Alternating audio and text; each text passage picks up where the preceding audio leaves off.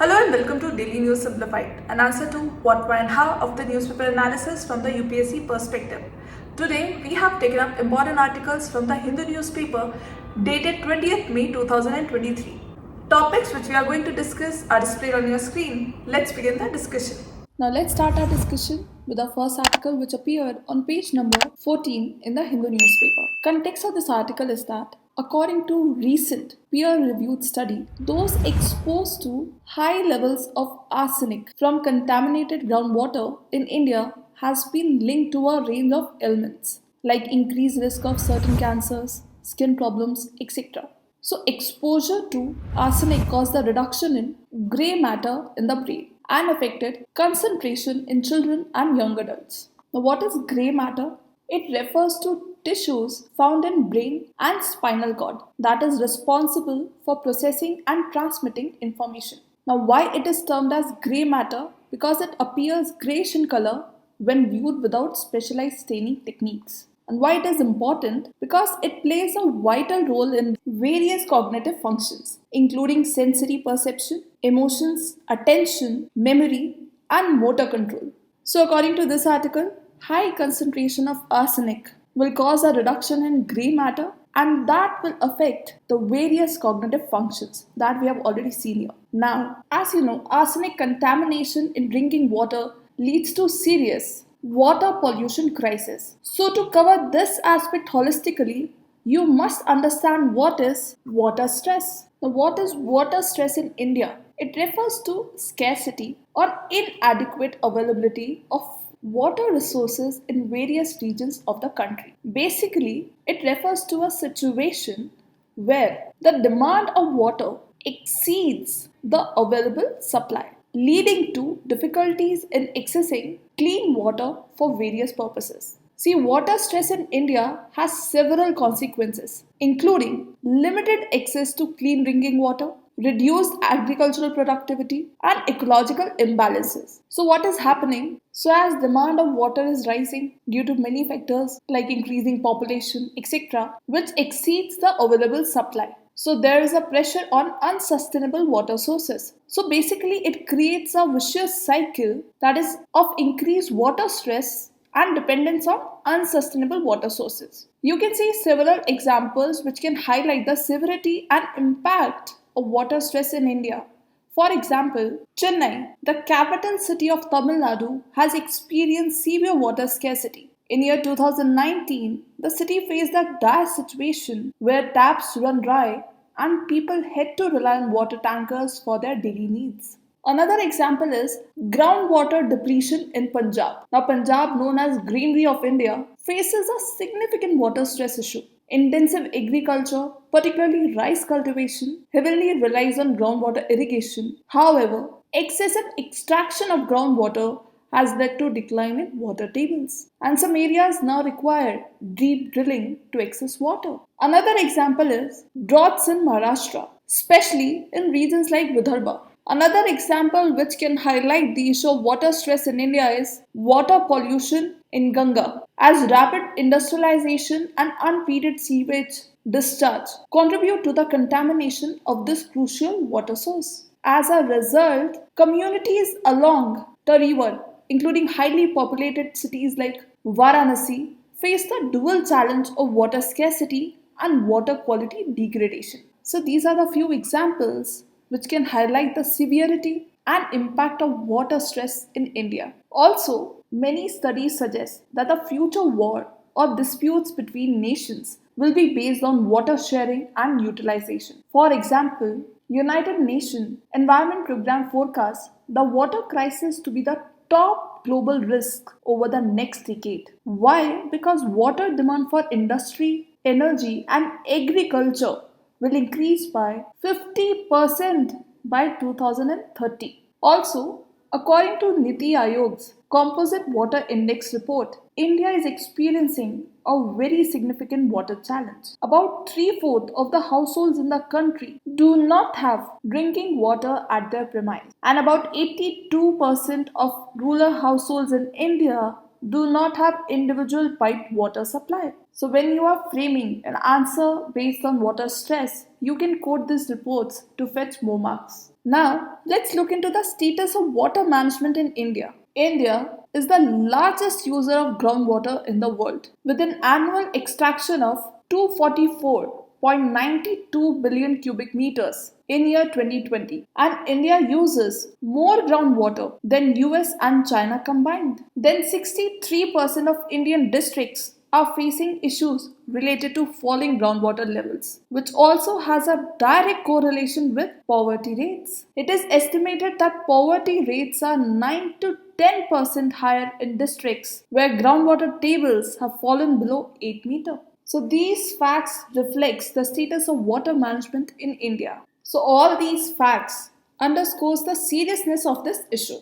Now before moving on, you should know that why management of water is not easy, because water is a state subject under entry 17 in the state list. So it means that water management is prerogative of states. And entry 56 in the union list enables the union to deal with interstate rivers. So now with this you can understand that water stress is quite important for your UPSC examination under GS paper 3, because UPSC has been asking questions based on various aspects related to water. For instance, this question based on water stress came in year 2019. This question based on interlinking of rivers came in 2020. Also, in 2022, UPSC has asked essay on forest, that forests are the best case studies for economic. So you can expect essay on water issue also. Also, water stress is closely tied to environmental ethics, as it raises important ethical considerations regarding the responsible and equitable use of water sources. So this theme is also important from ethics perspective also. Now before moving to further discussion, let me tell you that many of you must have seen, but if you want to see future war or disputes between nations which will be based on water sharing and utilization, then you can watch this documentary.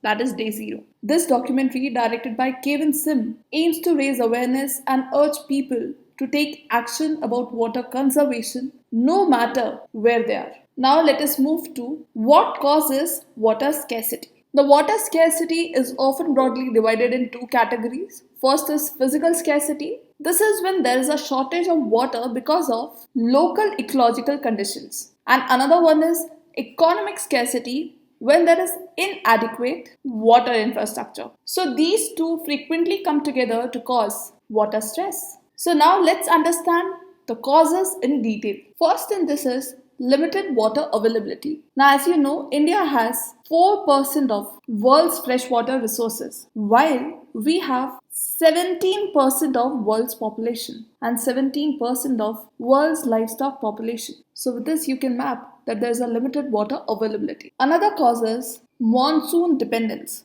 This probably everybody aware about it. Much of India's precipitation is concentrated in the months of June, July, August, September. These are monsoon months. So this means that during the other months, water need must be fulfilled by storing water that comes down in monsoon season. So there's a need to deepen our understanding of water resources and usage, and put in place interventions that make our water use efficient and sustainable. Another cause is climate change, which is expected to increase the complexity around water due to changing patterns, intensity of precipitation, changes in discharge of rivers. And this is all happening why? Because of climate change.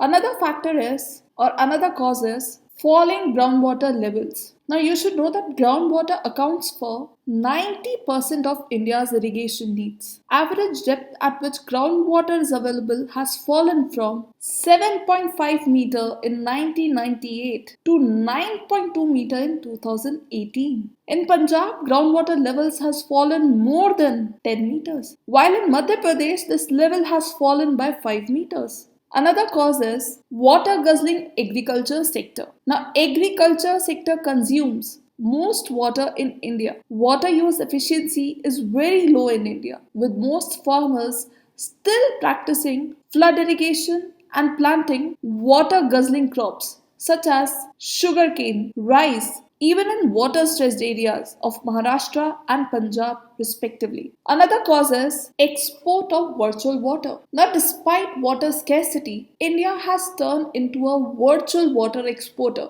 What does it mean? That India exports water-intensive crops such as rice, sugar, etc. Another cause is water governance. The existing water governance framework faces complete lack of coordination and clarity. For example, Mirsha Committee 2016 identified that India's existing water governance system as silo-based, which views groundwater, river basin, rejuvenation, and other such challenges as isolated tasks. Also, agricultural related policies of India are indifferent to water scenario. For example, guaranteed procurement policy by SCI, that is Food Corporation of India, neglects the water consumption by major crops. Another cause is pollution. Water pollution comes from many sources including pesticides, fertilizers that wash away from farms, untreated human wastewater, and industrial waste. Best example of this is Yamuna River stretch in Delhi. A host of pollutants such as nitrates, fluoride, arsenic, iron, salinity, and pathogens render large volumes of groundwater unfit for drinking in India. Another cause is water user fees. Now, some states currently have fixed user charges for water. For example, UP, Maharashtra, Haryana. But they are too nominal and inadequate compared to the expenditure incurred in providing the service. See, less user fees leads to indiscriminate use of water sources, and that is sheer manifestation of wastage of water. So these are different challenges related to water management in India, which further leads to water stress. So now, having seen the various causes, let's discuss issues with water scarcity. So under this, first issue is social and political risk. Depleting access to clean water impacts food security and health, and this can cause social unrest and political instability. Best example is the sharing of waters of Kaveri River has been the source of serious conflict between two Indian states of Tamil Nadu and Karnataka. Another issue is energy shortage. As much as 32% of the world's coal-fired power plants globally are exposed to water scarcity for at least 5 months per year, and 15% of these power plants are in India. Next issue is threats to urbanization. Urban hubs are likely to witness severe water shortages in the future, which could risk urban growth in India and reduce quality of life for urban citizens. For example, case of day zero in Chennai in year 2019. Day zero means the day when a city's taps dry out and people have to stand in line to collect a daily quota of water. Another issue is environmental risk. The rich biodiversity of India faces a serious threat from activities undertaken for creating additional water sources. Climate change, temperature rise, human engineering of hydrological flaws by dam construction and river diversion is already proving catastrophic for biodiversity. Another issue is damaged ecosystems. When water becomes scarce, natural landscape often lose out. Aral Sea in Central Asia was once the world's fourth largest freshwater lake. But only in 3 decades, the sea has lost an area the size of Lake Michigan. It is now as salty ocean due to the excessive pollution and the diversion of water for irrigation and power generation. Another issue is desertification risk. 30% of Indian land is impacted by desertification and land degradation, and this outcome is strongly linked to poor water management. Another issue is risk to sustainable industrial activity. Now, water shortages can hamper industrial operations and other economic activity. As the water crisis worsens, production capacity utilization and new investments may both decline, threatening livelihoods of millions. Commodity prices could rise steeply due to production shortages. So these are the important issues with respect to water scarcity. Now, having seen the causes behind water stress and issues with respect to water scarcity. So now let's discuss few futuristic solutions. First solution is promoting use of wastewater. High priority for recycle and reuse of water. For example, wastewater usage can be increased in thermal power plants and industrial establishments and for irrigation. This will reduce India's industrial water footprint. Also, in urban areas, for non-potable uses such as fire protection, vehicle washing, landscaping, horticulture, etc., wastewater can be used. Another suggestion is increasing water use efficiency in agriculture. For agriculture, greater marketing support for water efficient crops in water constrained areas along with crop diversification. Also, disincentivizing the cultivation of water intensive crops in states like Maharashtra, Punjab, and Haryana, and shifting these crops to water rich eastern and northeastern regions. Another suggestion is water pricing, effective pricing of water and power with subsidized water supply for basic water needs of drinking and household needs. Also, setting of water meters at all levels across the distribution network. Also, independent regulatory authority should be established to determine water user fees in a rational and depoliticized fashion. Another suggestion is technology revamp. Arid states such as Rajasthan are trying to develop resilience against the impending water crisis by introducing new technologies. According to a Niti Aayog report, the cultivable area in Rajasthan increased from 1.35 to 2.46 lakh hectares and food production increased by 277% with the same quantity of water. So there is a need to revamp technology. Another suggestion is utilizing ancient water sowing and harvesting system. For example, power systems in western Rajasthan. Another suggestion is transboundary partnerships. Transboundary partnerships and cooperation are very crucial for water management in future. For example, Transboundary Water Cooperation Agreement established by Mahakali Treaty, that is Pancheshwar Multipurpose Project between India and Nepal, which aims to achieve water and energy security for both parties. Strengthening transboundary cooperation is the main tool to avoid conflict and escalating tensions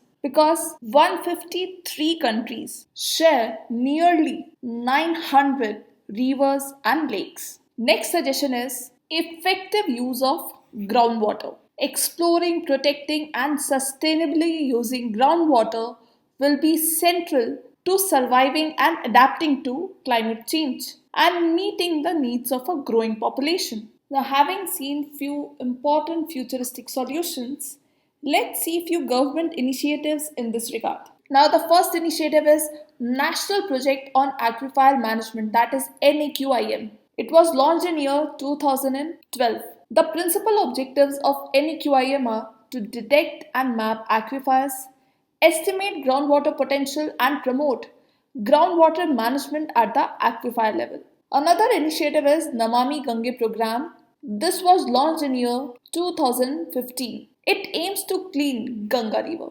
Then Atal Jal scheme, which was introduced in year 2019. Aim is to improve groundwater management through community participation. Then Har Ghar Mein Pani scheme, which aimed at providing piped water supply to every household in rural areas. And the scheme is part of the larger Jal Jeevan mission, which seeks to ensure access to safe and adequate drinking water for all households in India. So these are the government initiatives taken in this regard. Now, having seen various aspects of water stress in India, now to conclude, India needs better data and more transparency on how much water it has, its quality, and how much is being used by whom. New technologies, sensors, and satellite imagery are making this possible to improve water accounting. India also needs improved governance system and an educated civil society that can demand more sustainable and equitable management of water. Now, addressing water stress is essential for achieving multiple SDGs as it is intricately linked to poverty reduction, food security, health, gender equality, sustainable cities, climate action, and conservation of ecosystem and biodiversity. Now, our next discussion is based on this article which appeared on page number 6 in the Hindu newspaper. Context of this article is that Gujarat has set the ball rolling to become the country's green hydrogen hub and retain its dominance over the industrial sector. The state has signed the Memorandum of Understanding with several big corporates, including Reliance Adani and Torrent, which have pledged huge investments in green energy projects and have been allotted land for the same. Now, if one would look into the syllabus, topic of conservation, environmental pollution, and degradation has been mentioned. Further, debate over carbon emission always encompasses conundrum of conservation or development. Now, issues relating to development has also been mentioned under GS paper 3. Furthermore, if you look into the UPSC previous year questions, themes of climate change and various initiatives hold significance from the examination perspective. So here in this discussion, we will look into some key terms mentioned in news like INDC targets and India, net zero emission, Panchamrit strategy, how hydrogen as fuel holds significance, challenges in production of hydrogen based energy, and will end our discussion with a way forward. So, as we know that the entire debate around the climate change culminated and acquired the center stage in the year 1992 in the shape of RAU'S summit. Here, world recognized the need of collective efforts to mitigate the causes and impacts of the global warming and climate change. Greenhouse gases were identified as prime reason behind the global warming and need for mitigation of their emission levels were to be given priority. In line with this, deliberation Kyoto Protocol came into existence in the year 1997. So, let us understand what is intended nationally determined contributions, that is INDCs. Now, countries across the globe adopted an historic international climate agreement at UN Framework Convention on Climate Change Conference of the Parties, that is COP21, in Paris in December 2015. In anticipation of this moment, countries publicly outlined what post 2020 climate actions they intended to take under the new international agreement known as their intended nationally determined contributions. The climate actions communicated in these INDCs largely determine whether the world achieves the long-term goals of the Paris Agreement. That is, to hold the increase in global average temperature to well below 2 degrees centigrade, to pursue efforts to limit the increase to 1.5 degrees centigrade, and to achieve net zero emissions in the second half of this century. So, in this regard, let's understand what is net zero emission. Net zero emissions will be achieved when all greenhouse gas emissions released by humans are counterbalanced by removing greenhouse gases from atmosphere in a process known as carbon removal. In this, first, human caused emission such as those from fossil fuel vehicles and factories should be reduced as close to zero as possible, and any remaining greenhouse gases should then be balanced with an equivalent amount of carbon removal, which can happen through restoring forests or using direct air capture and storage technology. Now, let's see what is India's approach to achieve net zero emission. Government of India has articulated and put across the concerns of developing countries at the 26th session of the Conference of the Parties, that is COP26 to UNFCCC held in Glasgow, United Kingdom. Further, India presented the following 5 nectar elements, that is Panchamrit of India's climate action. First in this is to reach 500 gigawatt non-fossil energy capacity by 2030. Then 50% of its energy requirements from renewable energy by 2030. Then reduction of total projected carbon emission by 1 billion tons from now to 2030. Then reduction of the carbon intensity of the economy by 45% by 2030 over 2005 levels. Then achieving the target of net zero emission by 2070. So in line of these commitments, hydrogen fuel holds a significant niche for its case. Hydrogen is expected to replace fossil fuel in the future.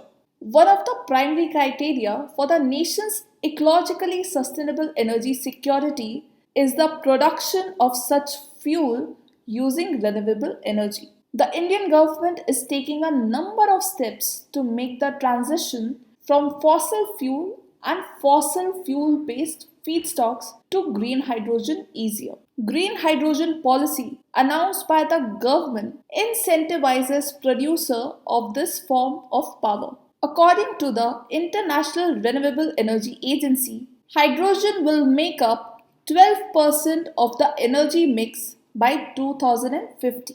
The agency, in its World Energy Transitions Outlook report, also suggested that about 66% of this hydrogen used must come from water instead of natural gas. So green hydrogen is seen as driving source to power our industries and light our homes with the zero emission of carbon dioxide. Second important significance is hydrogen as an energy rich source. Hydrogen is the most abundant element on the earth, but it's not found in pure, which is required to be used as fuel. It has energy density almost 3 times that of diesel.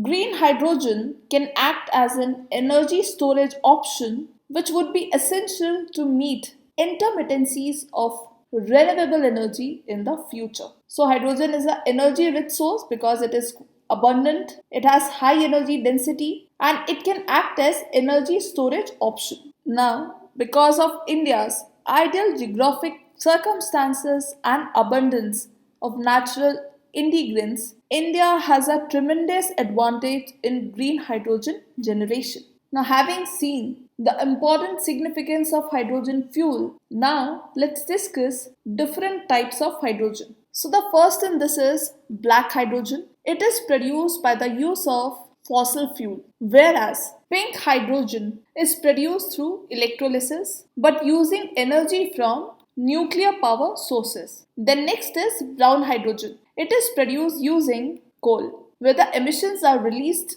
to the air. Then next is grey hydrogen. It is produced from natural gas, where the associated emissions are released to the air. Then next is blue hydrogen. It is produced from natural gas. But what's the difference between grey and blue? Here, emissions are captured using carbon capture and storage. And here, emissions are released to the air.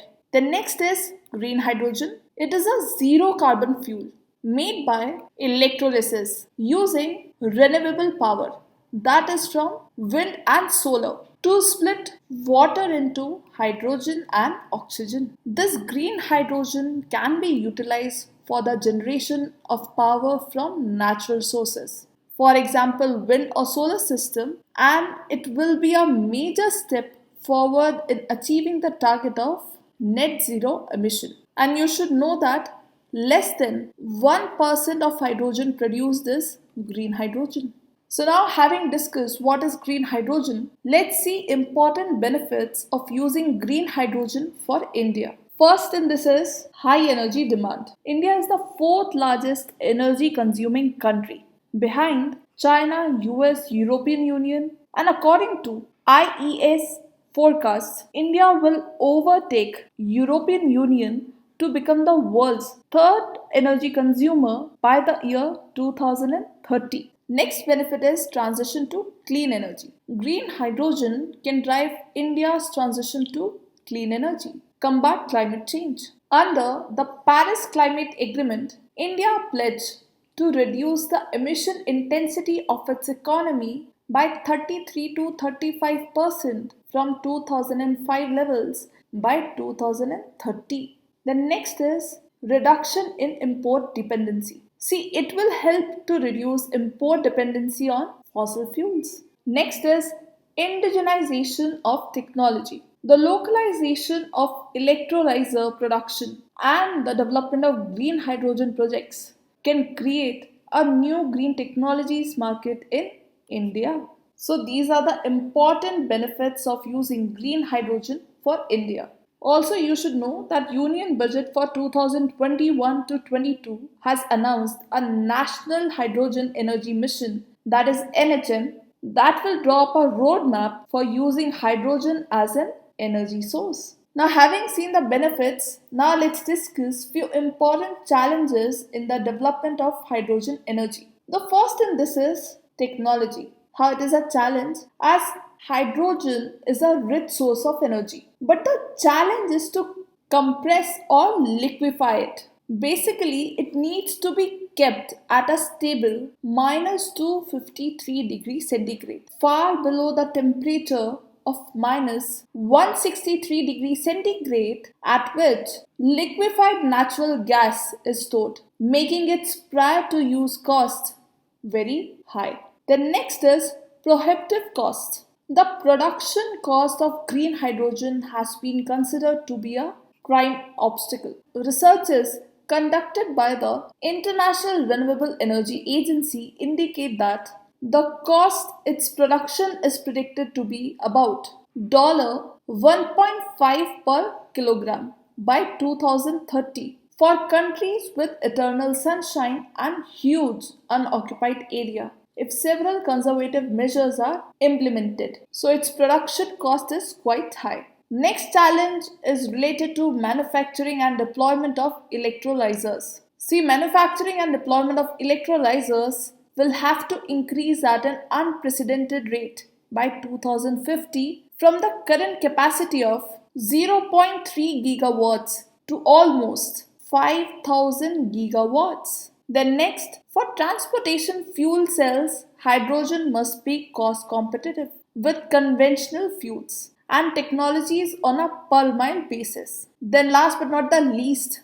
fuel cells which convert hydrogen fuel to usable energy for cars are still expensive. The hydrogen station infrastructure needed to refuel hydrogen fuel cells is still widely underdeveloped. So these are the important challenges related to the development of hydrogen energy. So now having seen the challenges, let's discuss few solutions. First is investment in R&D. Commercial use of hydrogen as a fuel and in industries necessitates a massive investment in R&D and infrastructure for hydrogen production, storage, transportation and demand development. Then next is learnings from the initiatives from around the world. Even oil producing nations such as Saudi Arabia is prioritizing plans to manufacture this source of energy by utilizing idle land banks for solar and wind energy generation.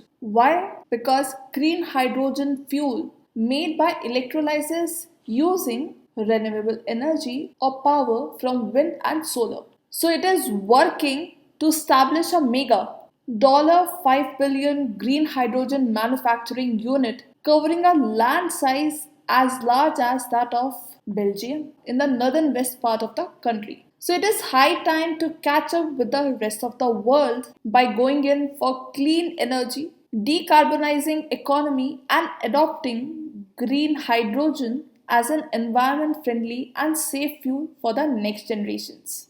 Then adoption of renewable circular sustainable fuel utilization cycle. See, world is presently experimenting the dawning of hydrogen energy in all sectors that includes energy production, storage and distribution, electricity, heat and cooling for buildings and households, the industry, transportation, and the fabrication of feedstock.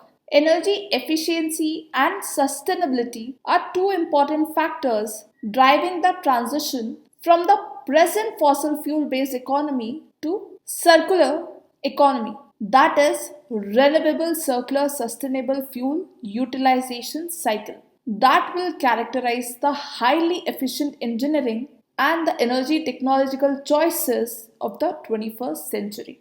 Now, our next discussion is based on this article, which appeared on page number 12 in the Hindu newspaper. Context of this article is that retiring Supreme Court Judge Justice K.M. Joseph said in his farewell address on Friday that the independence of the Supreme Court is integral to the democratic way of life. He said the independence of Supreme Court is integral to the maintenance of a democratic way of life and rule of law. It is not very difficult for a nation which is a democracy having a constitution to slip into chaos, into just the opposite of democracy. Now, as this article highlights importance of independence of judiciary, and you know that separation of powers between various organs, dispute redressal mechanism and institution is important theme under GS paper 2. So in this discussion, we will look into what is rule of law. Then next we'll see why the judiciary needs to be independent, and we'll end our discussion with independence of Indian judiciary. So let's begin our discussion. Now, first is rule of law and its relationship with independence of judiciary. So for this, it would be appropriate to discuss the views of A.V. Dicey, as he is known to be the main exponent of the concept of rule of law. According to Dicey theory, rule of law has three pillars based on the concept that a government should be based on principle of law and not of men. These are: first is supremacy of law, second is equality before law, third is predominance of legal spirit. Now these two are not related to independence of judiciary. Here, important one is predominance of legal spirit. According to Dicey, for the prevalence of the rule of law, there should be an enforcing authority, and that authority he found in the courts. He believed that the courts are the enforcer of the rule of law, and hence it should be free from impartiality and external influence. So this set the base for independence of judiciary. Also, rule of law provides two basic protections against arbitrary or discriminatory government action. It provides that rule applied to a particular case must be reasonably predictable, and it provides that rule must be predictable without regard for the identity of the parties. So judicial independence ensures in particular that judges are free to conclude that actions taken or decisions made by the government, even by others, are in breach of the law, and that they are in particular in breach of individuals' rights, including, of course, their fundamental or human rights, and to decide on the appropriate remedy. So now, let's discuss why the judiciary needs to be independent. Independence of judiciary is sine qua non of democracy. In a democratic polity, the supreme power of state is shared among the three principal organs: legislature, judiciary, and executive. The constitutional task assigned to the judiciary is no way less than that of other functionaries, that is, legislature and executive. Indeed, it is the role of judiciary to carry out the constitutional message, and it is its responsibility to keep a vigilant watch over the functioning of democracy in accordance with the dictates, directives, and imperative command of the Constitution by checking excessive authority of other constitutional functionaries. So our Constitution does not strictly adhere to the doctrine of separation of power, but it does provides for distribution of power to ensure that one organ of the government does not trench on the constitutional powers of the other organs. Then, concept of distribution of power assumes the existence of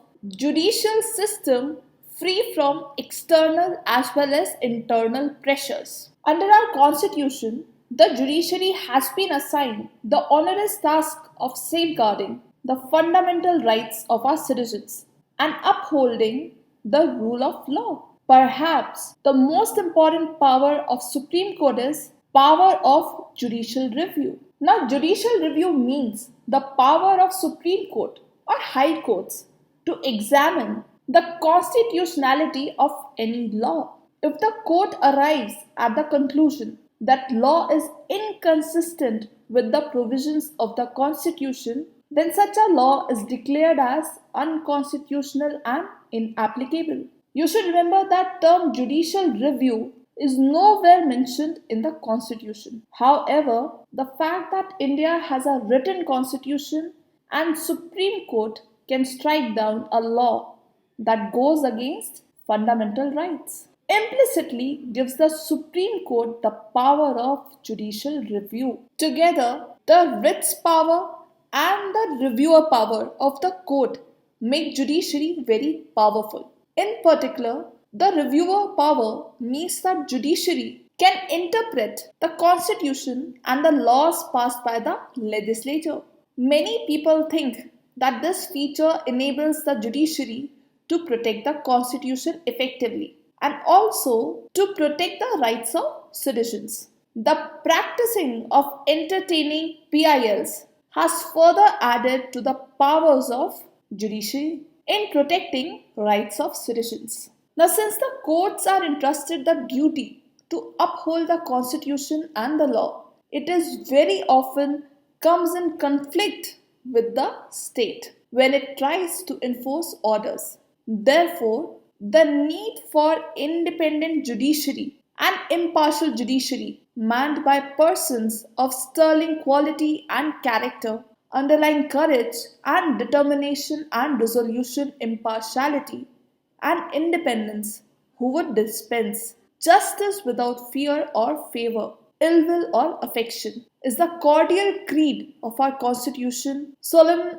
assurance of every judge to the people of this great country. So the judiciary cannot remain a mere bystander or spectator, but it must become an active participant in the judicial process, ready to use law in the service of social justice through a proactive goal-oriented approach. But this cannot be achieved unless we have judicial cadres who share the fighting faith of the Constitution and are imbued with constitutional values. So, judicial independence ensures, in particular, that judges are free to conclude that actions taken or decisions made by the government are in breach of the law and that they are in particular in breach of individuals' rights, including, of course, their fundamental rights or human rights, and to decide on the appropriate remedy. Now, having seen why there is need for judiciary to be independent, now let's see how Constitution of India adopts diverse devices to ensure the independence of the judiciary in keeping with both the doctrine of constitutional and parliamentary sovereignty. Firstly, the judges of the Supreme Court and High Court have to take an oath before entering once that they will faithfully perform their duties without fear, favor, affection and defend the Constitution of India and the laws. Recognition of the doctrine of constitutional sovereignty is implicit in this oath. Secondly, the process of appointment of judges also ensures the independence of judiciary. The judges of Supreme Court and High Court are appointed by President. The Constitution of India has made it obligatory on the President to make the appointment in consultation with the highest judicial authorities. He, of course, takes advice of the Cabinet. The Constitution also prescribes necessary qualifications for such appointments. The Constitution tries to make the appointments unbiased by political consideration. Thirdly, the Constitution provides for the security of tenure of judges. The judges of the Supreme Court and High Court serve during good behavior and not during the pleasure of the President, as is the case with the other high government officials. They cannot be arbitrarily removed by the president. They may be removed from office only through impeachment. A judge can be removed on the ground of proved misbehavior or incapacity on a report by both houses of the parliament supported by special majority. That is impeachment. Fourthly, the salaries and the allowances of judges are charged upon the Consolidated Fund of India. Further, the salaries and allowances of judges of Supreme Court and High Courts cannot be reduced during their tenure except during financial emergency under Article 360 of the Constitution. Then next, the activities of the judges cannot be discussed by the executive or the legislature except in case of their removal. Then next, long tenure. The retirement age is 65 years for Supreme Court and 62 years for High Court. Such long tenure enables the judges